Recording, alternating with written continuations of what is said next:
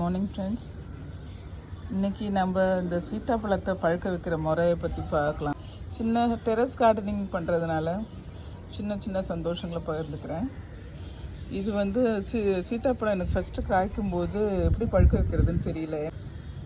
பழுக்கிறதுக்கு முன்னாடி பறிச்சுட்டு பழுக்க வைக்கிறதுக்கு அரிசி பானையில் வச்சா பார்க்குறேன். ஒவ்வொரு நாள் பார்க்குறேன் அப்படியே தான் இருக்குது. அப்புறம் பார்த்தா 1 வீக்கில் அது கருப்பாயிடுச்சு, ஃபுல்லாக பழுக்கவே இல்லை. அப்புறம் எப்படி பண்ணுறதுன்ட்டு நெட்டை ரிசர்ச் பண்ணால் ஒரு டிஃபன் பாக்ஸில் போட்டு வச்சா அது பழுக்கும் அப்படின்னு போட்டிருந்தாங்க.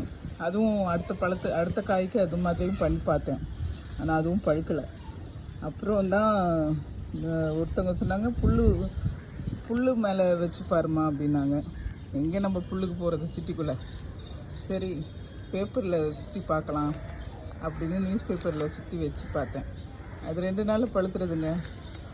அதை காமிக்கலாம், அது சொல்லலாம் உங்கள்கிட்ட எல்லாம் அப்படின்னு சொல்லிட்டு தான். இது ஒன்றும் இல்லைங்க. இது ஒவ்வொரு பழத்தையும் நியூஸ் பேப்பரில் அப்படி சுற்றிக்கிட்டு வச்சுட்டோம்னா 2 நாள் கழிச்சு நம்ம எடுத்து சாப்பிடலாம். இப்படி எடுத்து சுற்றி வச்சுட்டோம்னா 2 நாள் கழித்து நம்ம பழுத்திருக்கோம். நம்ம இதை ருசித்து சாப்பிடலாம். தேங்க்ஸ் ஃபார் வாட்சிங். இதையும் அதே மாதிரி பண்ண போகிறேன்.